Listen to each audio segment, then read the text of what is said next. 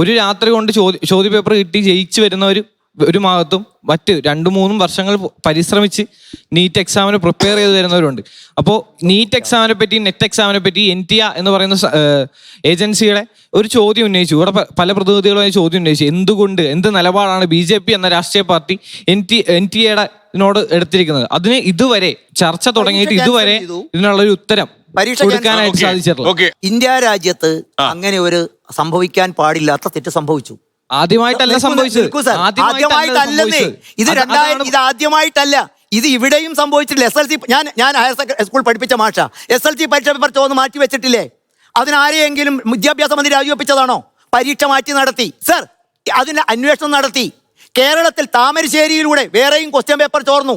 കേരളത്തിലെ വിദ്യാഭ്യാസ മന്ത്രി രാജിവെച്ചിട്ടില്ല. കേരളത്തിൽ ആ പരീക്ഷ സസ്പെൻഡ് ചെയ്തു, മാറ്റി നടത്തി. സർ, എല്ലാവർക്കും ഒരു നീതി, ഒരു ന്യായം. BJPയോട് നമുക്ക് വിരോധമാവാം, പക്ഷെ അതിന്റെ പേരിൽ BJPയോട് അന്യായമായി ഒറ്റപ്പെടുത്തലും കലുവാരി തരാൻ പാടില്ല. രാജ്യത്ത് സംഭവിച്ചു. ഞങ്ങൾ ആരെങ്കിലും തടസ്സപ്പെടുത്തിയിട്ടുണ്ടോ? സർക്കാരാണോ? അതിന്റെ നടപടികളിലേക്ക് ഗവൺമെന്റ് പറഞ്ഞു. കുറ്റവാളികൾ ആങ്കർ ഒന്ന് അനുമതി കൊടുക്കൂ. നിങ്ങൾ നീറ്റ് എക്സാമുമായി ബന്ധപ്പെട്ട ആശങ്കയുണ്ട്, അതിനെന്താണ് പരിഹാരം എന്ന് ചോദിച്ചു. ഇതിന്റെ പരിഹാരം എന്നുള്ള നിലയ്ക്കാണ് മാഷ് നേരത്തെ സൂചിപ്പിച്ചു. ഇതുമായി ബന്ധപ്പെട്ട അന്വേഷണങ്ങൾ നടത്തി. ഇതിനുള്ള പരിഹാരം എന്ന് പറയുന്നത് ഒരിക്കലും ഇനി ഇത് ആവർത്തിക്കപ്പെടാതിരിക്കാൻ എന്താണോ നയപരമായിട്ട് ഞാൻ ഒന്ന് പൂർത്തിയാക്കട്ടെ.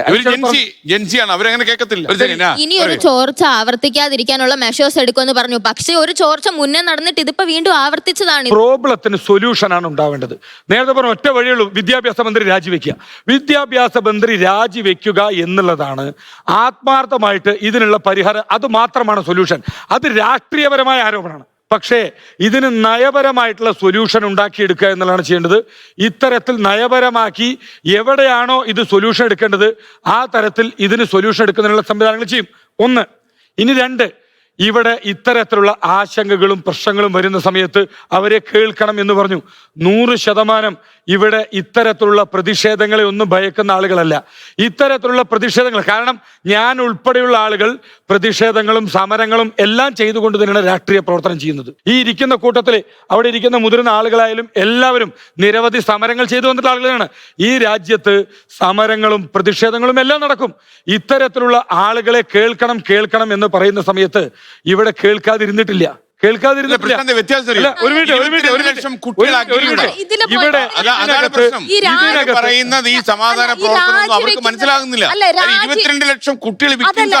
അതിനകത്തുള്ള സൊല്യൂഷൻ രാജിവെക്കുന്നത് വ്യക്തിപരമായിട്ടുള്ള ത്യാഗമല്ല, അതും ഒരു നയമാണ്. നാളുകളിൽ നാളെ ഇവിടെ ഇത്തരത്തിൽ ആവർത്തിക്കപ്പെടാതിരിക്കാൻ എന്താണ് ചെയ്യേണ്ടതെന്നുള്ള തീരുമാനമെടുക്കുന്ന നയമാണ് വിദ്യാഭ്യാസ മന്ത്രി രാജിവെക്കുക എന്നത് മാത്രമല്ല നയം.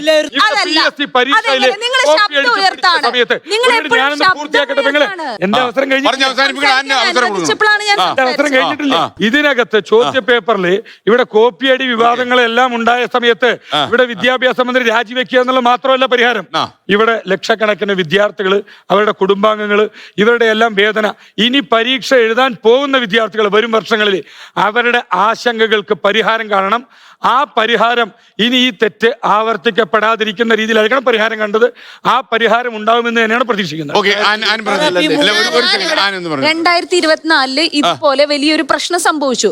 2026 ഈ സംവിധാനത്തിന്റെ പ്രശ്നം കൊണ്ട് ഇത്രയും ഗൗരവകരമായിട്ടുള്ള, ഇത്രയും കുട്ടികളുടെ ഭാവി ഡിപ്പെൻഡ് ചെയ്യുന്ന ഒരു പരീക്ഷയുടെ പേപ്പർ അത് പാർട്ടിയുമായി ബന്ധപ്പെട്ട ആൾക്കാരുടെ കൈകളിലേക്ക് എത്തുന്നു. അതിന് വിശ്വാസ്യത തകരുന്നു, ജീവനുകൾ നഷ്ടപ്പെടുമ്പോൾ ആ മന്ത്രി രാജിവെക്കുക തന്നെയല്ലേ വേണ്ടത്? അതല്ലേ നയം, അതല്ലേ ഇപ്പൊ നമ്മൾ അത് വ്യക്തിപരമായി എടുക്കേണ്ട ഒരു തീരുമാനമാണ്. അദ്ദേഹം രാജിവെക്കുന്നു എന്നുള്ള ഒരു ധാർമ്മിക ഉത്തരവാദിത്തത്തിലേക്ക് അദ്ദേഹം പോകുന്നില്ല. അത് രാജിവെക്കുന്നു. അതല്ലെങ്കിൽ എന്താണ് പരിഹാരം?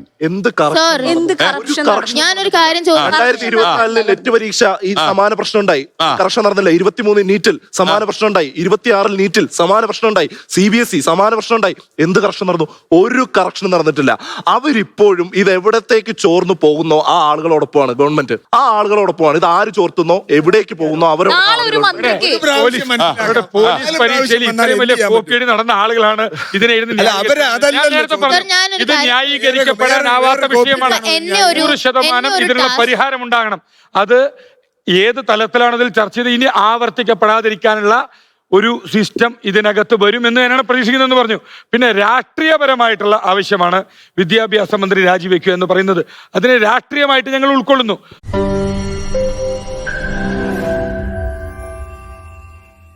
ലോകത്തെവിടെയായാലും ഏത് സമയത്തും 24 വാർത്തകളും ഓഗ്മെന്റഡ് റിയാലിറ്റി പാക്കേജുകളും എക്സ്പ്ലെയിനറുകളും വിശദമായി കാണാൻ ഞങ്ങളുടെ യൂട്യൂബ് ചാനൽ നിങ്ങൾക്ക് സബ്സ്ക്രൈബ് ചെയ്യാം.